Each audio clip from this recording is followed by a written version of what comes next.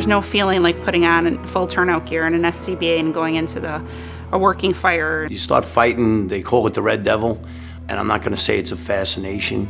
You're out there beating something. You know, you're not giving up, you're not gonna let it beat you. It's the challenge. You go in for the excitement of, I'm going to help somebody, I'm going to be a part of this. I'm recognized as somebody that's lived here, and it's reassuring to them that we're going to do everything that we can to help them. The beauty of being a firefighter is not only the fact that you go out the door on that fire truck and you fight that fire. To be able to go back and help someone in the community and to know that that person's going to be able to enjoy themselves and live their lives to the fullest because of something that we have done.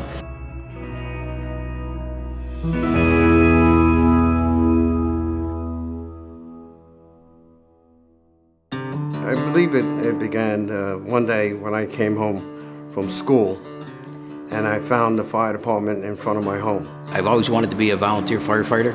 I was mentored by a gentleman down the street when I used to live in Yorkville, New York. I started off in the juniors when I was 16. It was kind of just a lot of friends joined, and from that point on, just stayed involved. It's always been in my life. I've always heard about Lake Delta. My grandpa had a scanner. When the siren went off, you were quiet. All my friends, my family all belong to the fire service, and I wanted to do something to give back to the organization. My husband had always said, there's always something for somebody to do in the fire service, even if you carry tools. Well, my daughter was going through fire training, so I went to fire training with her, and it was just great. It was very empowering. You go to an alarm when the people are having their worst day, and the fire service is able, in most cases, to take that bad day, take away the problems. Just that, the look in their eyes of you just helping them. You're not just an individual, you're a team. I'm not a good volunteer firefighter by myself, but being surrounded by a group of 62 members, that's the key. Every training that came along I went to, and I just was very impassioned about learning as much as I could to help out the community. A lot of people out there need some help.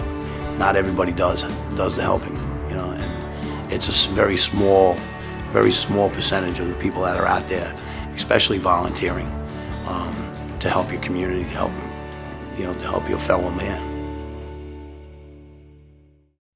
I'm fighting. I am fighting. I am fighting. I am fighting. I am fighting. I'm fighting Prostate cancer. Uterine cancer. A chronic form of leukemia. Medullary thyroid cancer. Esophageal cancer. non-Hodgkin's B-cell lymphoma. Firefighters face many physical challenges in the course of their work. Whether they're paid or not, they're exposed to the same toxins. The International Agency for Research on Cancer has declared firefighting work as possibly carcinogenic. Our study of San Francisco firefighters in 2013 was extremely extensive. We looked at hundreds of chemicals in the blood after a fire event in firefighters, and what that showed was, indeed, firefighters have high levels of many kinds of carcinogens in the blood after firefighting. That was the first time that anyone knew how many chemicals are actually accumulating in the body from firefighting.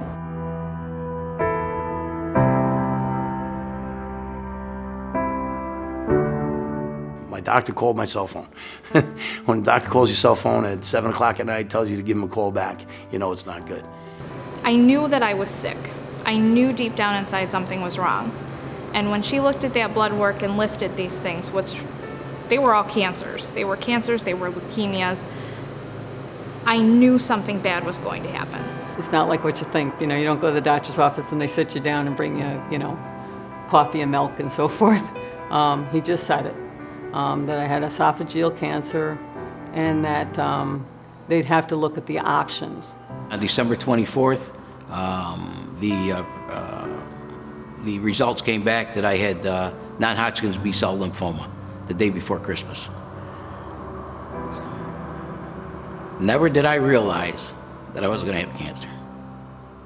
I was a big advocate of getting my physicals and making sure that I was in top shape to do firefighting.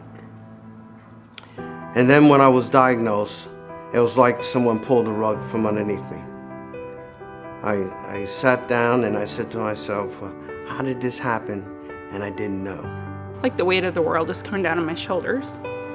I sat at my mother's bedside. She had pancreatic cancer and I held her hand during her last breath. And all I could think was how sick my mom got. And I wasn't ready to go through that. Okay, I have CML. Oh, that L stands for leukemia. Whoa. Leukemia is cancer. I have cancer. At 32 years old, I have cancer. The support that I got the next morning, that I knew that Tony Cruz and Ronnie Bars from the Cancer Support Network were gonna be there. And I went downstairs and I found them guys. And it was a little tough. It was a little tough. You start thinking about, how am I going to break this news to the family? And then when you tell people you have cancer, people are like, oh, I'm so sorry. They look at you like you're contagious. They treat you different. Being a volunteer firefighter, the dream that I had of helping people was actually possibly going to be killing me.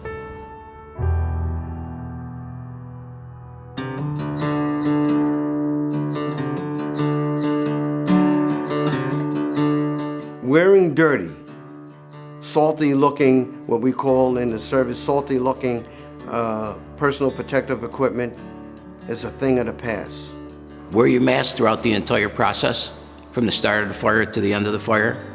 Wash your gear, wash your hoods. You can't be the macho fireman anymore. There's too many things out there that are burning that are just real bad. You know, it's not like you're burning fire in a fireplace or on a fire pit outside. You know, there's petroleum products. This stuff's a killer. You know, it's gonna kill you.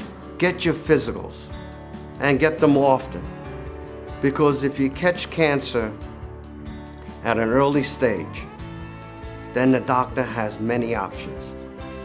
If you ignore it and don't go for your physicals, then there's a possibility that the doctor only has one option, and you might not like it. Never did I realize that being a firefighter and that smoke, that was burning off the carcinogens in fire was actually what could be killing me. I'm an aggressive firefighter. I've always been an aggressive firefighter. With cancer, you gotta be aggressive. And to stop cancer and stop other people from getting cancer, you gotta be aggressive. And we have to be, educators. We have to tell them and show them what they have to do. I'm a volunteer firefighter. When I became a volunteer, I knew I would be fighting fires. But I did not know. I would be fighting for my life. Fighting Cancer. Cancer. Cancer. Cancer. Cancer. cancer.